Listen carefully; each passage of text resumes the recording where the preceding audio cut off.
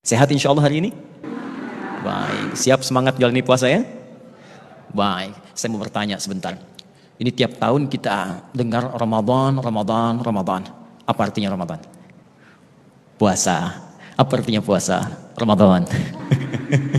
Baik, ini yang dikhawatirkan. Jangan-jangan tiap tahun kita dengar Ramadan, tapi kita tidak kenal dengan nama itu. Maka bagian pertama ini, kita akan coba belajar apa yang disebut dengan Ramadan.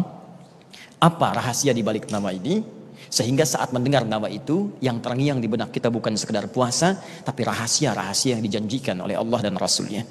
Baik, kita mulai dengan pembahasan arti dari kata Ramadan yang disampaikan lewat Al-Quran dan hadis-hadis Nabi SAW. Kita mulai dengan Quran surah kedua Al-Baqarah, mirsa dimanapun Anda berada, ayat 185. Puasa yang kita tunaikan saat ini, waktunya disebut oleh Allah, namanya dengan Ramadan. Syahrul Ramadan alladzi unzila fihi al-Quran. Kata Allah, hei orang-orang beriman, tunaikan puasa itu di bulan Ramadan. Nah, ketika disebutkan bulan Ramadan ini, maka para pakar bahasa Arab menggali maknanya. Kata para pakar, kata Ramadan ini asalnya bermula dari kata Ramadha ditambah alif dan nun di ujungnya. Ramadha secara bahasa artinya panas yang terik membakar. Jadi kalau kita keluar misalnya, atau orang Arab sedang keluar, tiba-tiba merasakan panasnya terik, membakar ke kulit, mereka akan berkata, Ramadatis syamsu. Matahari teriknya panas luar biasa. Tapi kalau teriknya bertambah lagi, sampai menghanguskan benda-benda sekitarannya. Ada kertas, hangus, habis, tak tersisa bahkan debunya. Ada benda lain, habis, hangus.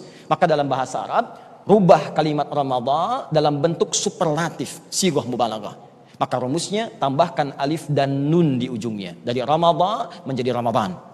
Secara bahasa berarti panas yang sangat terik membakar sampai-sampai menghanguskan semua benda di sekitarnya tak bersisa. Bahkan debunya pun tak nampak. Nah, kenapa bulan saat kita puasa ini dinamakan dengan Ramadan? Kata para pakar bahasa, pakar hadis, pakar Al-Quran, meneliti ayat dan hadis-hadis Nabi menyimpulkan bahwa diberi nama dengan Ramadan seakan-akan Allah memberikan pesan kepada kita bahwa khusus di bulan ini Allah akan membakar, menghanguskan semua dosa yang pernah kita kerjakan dari mulai balik sampai tiba kita di waktu ini. Karena itu orang-orang dulu saat mendengar Ramadan, yang terbayang bukan puasanya. Bukan lapar hausnya, yang terbayang dosa saya habis, dosa saya habis, dosa saya habis. Dan hal pertama yang paling didambakan oleh seorang hamba dari Allah itu bukan dunia, tapi ampunan dari semua dosa yang pernah dikerjakan. Saya mau tanya sebentar, ada yang tidak punya dosa di sini? Boleh angkat tangan? Yang sedikit dosanya? Yang banyak? Ada yang saking banyaknya nggak bisa angkat gitu ya. Baik. Nah, ini yang paling aneh, sudah banyak dosa, cita-cita masuk surga. Ya? Ada yang mau masuk surga di sini? Mau yang surga Firdaus angkat tangan? Yang ingin bersama Nabi? Tuh, makin aneh kan? Nah, dosa banyak, masuk surga, pengen sama Nabi kan? Nah, maka kita harus punya rumus bagaimana menggugurkan semua dosa ini, karena rumus surga terkait dengan pahala. Dosa menggugurkan pahala. Jika Anda ingin masuk ke dalam surganya, maka gugurkan semua dosa-dosa itu. Maka Allah datangkan Ramadan untuk menggugurkan semua dosa yang pernah kita kerjakan. Muncullah kemudian hadis dari Nabi menerangkan tentang makna yang kita bahas tadi, terdapat di Al-Bukhari. Nomor hadis 37 sampai 38. 37 berlaku di malamnya, 38 berlaku di siangnya. Saya bacakan hadisnya, kemudian kita diskusi sejenak. Perhatikan kalimatnya. Man shama Ramadhana. Siapa yang mampu berpuasa di bulan Ramadan. Ramadan saja kalimat ini disebutkan. Imanan wa ihtisaban, dia lakukan karena Allah dan dia berusaha beramal saleh di dalamnya. Ghufira lahu ma taqaddama min dzambi.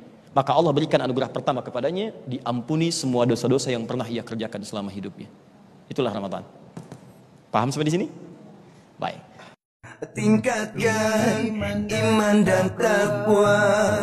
Ramadan bulan mulia, sambutlah dengan bahagia. Marhaban ya Ramadan.